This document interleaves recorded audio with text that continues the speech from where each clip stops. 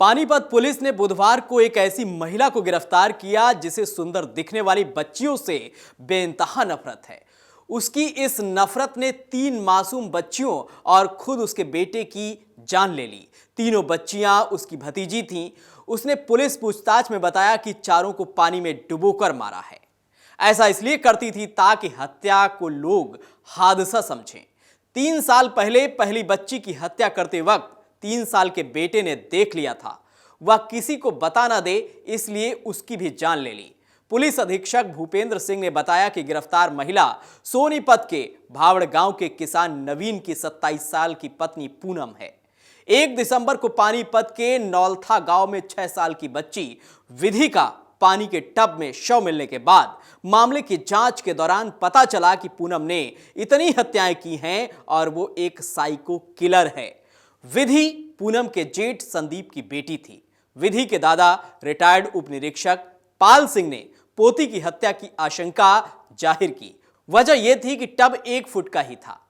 उनका कहना था कि इतने छोटे टब में 6 साल की बच्ची डूबकर नहीं मर सकती। एसपी ने बताया कि जांच के दौरान पता चला कि पूनम और उसका परिवार नैलथा में सतपाल के बेटे अमन की शादी समारोह में आया था। जांच के दौरान यह भी पता चला कि बारात की विदाई के वक्त पूनम अचानक कहीं चली गई थी। उसी समय विधि लापता हुई थी। शादी में शामिल महिलाओं ने बताया कि पूनम जब लौटी तो उसकी साड़ी पानी से भीगी हुई थी। इससे उस पर शक हुआ। पोस्टमार्टम रिपोर्ट से भी पता चला कि विधि की हत्या की गई है। विधि का शव सतपाल के घर में ही पहली मंजिल पर मिला था। पूछताछ में पूनम ने विधि की हत्या किया जाना कबूल किया। उसने हत्या की जो वजह बताई उस पर और सख्ती से पूछताछ की गई। उसमें उसने चारों हत्या करना स्वीकार किया है। उसने बताया है कि वह पहले बेटे शुभम की सुंदरता से बच्चियों की तुलना करती थी। उसकी हत्या के बाद दूसरे बेटे से तुलना करने लगे। बेटा 2 साल का है। एसपी ने बताया कि आरोपी को न्यायिक हिरासत में जेल भेज दिया गया है, जबकि चौथे मामले में हत्या का केस दर्ज कर लिया गया है। वहीं बाकी 3 मामलों में परिजनों से संपर्क कर तहरीर लेने की कोशिश की जाएगी। दरअसल विधि ने पुलिस पूछताछ में बताया कि उसे खुद नहीं पता कि सुंदर बच्ची देखकर उसे गुस्सा क्यों आता है। शादी से पहले ऐसा नहीं था। उसकी शादी 2019 में हुई थी। 1 साल बाद बेटा पैदा हुआ। वह किसी भी बच्ची को देखकर उसकी तुलना अपने बेटे से करती थी। कोई बच्ची बेटे से ज्यादा सुंदर दिखती तो गुस्सा आता। जनवरी 2023 में ननद पिंकी मायके में भावड़ आई हुई थी। उसकी 9 साल की बेटी इशिका बहुत सुंदर थी। उसे देखकर चिढ़ होती थी। एक दिन घर में कोई और नहीं था। इशिका आंगन में खेल रही थी। उसे घर में ही एक गड्ढे में भरे पानी में डुबोकर मार दिया।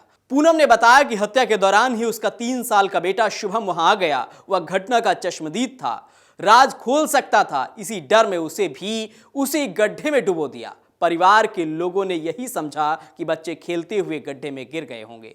इतना ही नहीं, पूनम का मायका पानीपत के सिवाह गांव में है और उसने ससुराल में भतीजी और बेटे की हत्या के बाद मायके में चचेरे भाई दीपक की 6 साल की बेटी जिया की भी जान ले ली। घटना 19 अगस्त 2025 की है। पूनम अपने मायके आई हुई थी। यहां जिया घर में खेल रही थी। वह बहुत सुंदर थी। पूनम ने पुलिस को बताया कि जिया को देखते ही उसने ठान लिया था कि मौका मिलते ही उसे मार देगी। 19 अगस्त को उसे मौका मिल गया। उसने जिया को घर में ही पानी की हौद में डुबोकर मार दिया।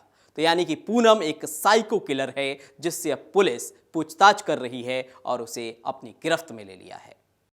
अगर आप ये वीडियो YouTube पर देख रहे हैं तो हमारे चैनल को सब्सक्राइब कर बेल आइकन दबाएं और Facebook पर देख रहे हैं तो हमारे पेज को लाइक करें।